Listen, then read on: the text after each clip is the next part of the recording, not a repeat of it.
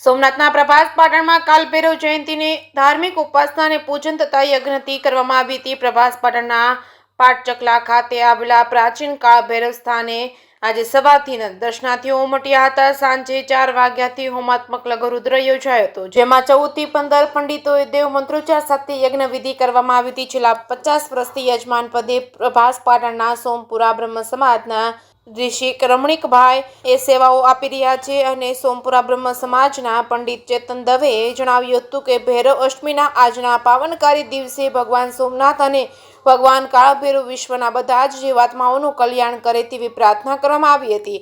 અહીં યજ્ઞ કાર્યમાં સૌ ભૂદેવો ધાર્મિક ભાવે તથા કોઈ પણ જાતનો ચાર્જ લીધા વગર સેવાએ આપી હતી। જે સિંહ ગુજરાતી સાથે મહેશ વાજા, સોમનાથ। મારો પરિચય પ્રભાસ સોમપુરા બ્રાહ્મણ સમાજના વતની પ્રભાસના વતની સોમપુરા બ્રાહ્મણ સમાજના વ્યક્તિ ચેતનભાઈ દવે। આજે ભૈરવ જયંતિના હિસાબે ભૈરવ દાદાના આજે અહીંયા લગભગ એવું માનો કે છેલ્લા 50-60 વર્ષથી હોમાત્મક લઘુરુદ્ર અહીંયા ભૈરવ મંદિર છે, ભગવાન અહીંયા બિરાજે છે અને યજ્ઞ હોમાત્મક લઘુરુદ્ર બહુ મોટું થાય છે।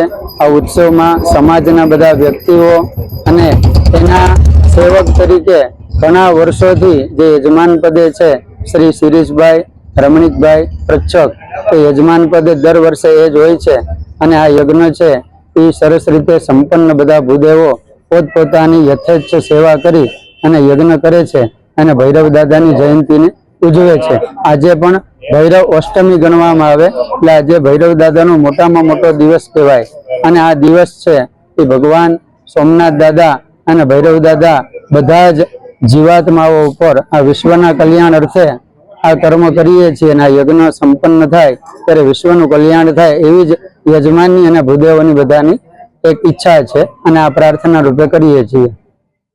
કેટલા વાગ્યાથી ચાલુ થાય છે અને કેટલા વાગે પૂરું થાય છે? આ બપોરે 4 વાગે પ્રારંભ થાય છે અને રાત્રે 10 થી 11 વાગ્યા સુધી આ યજ્ઞ ચાલે છે અને પછી એની પૂર્ણાહુતિ થાય છે। કેટલા ભૂદેવ છે આમાં? ભૂદેવો છે 14 થી 15 ભૂદેવોનો આમાં યજમાન સહિત 14 થી 15 ભૂદેવો કાર્ય કરે છે અને બાકી સેવકો તો ઘણા બધા હોય છે કે જે સતત પોતાની સેવા આપે છે નિસ્વાર્થ ભાવે, કોઈ પણ એક પણ રૂપિયાની અપેક્ષા વગર।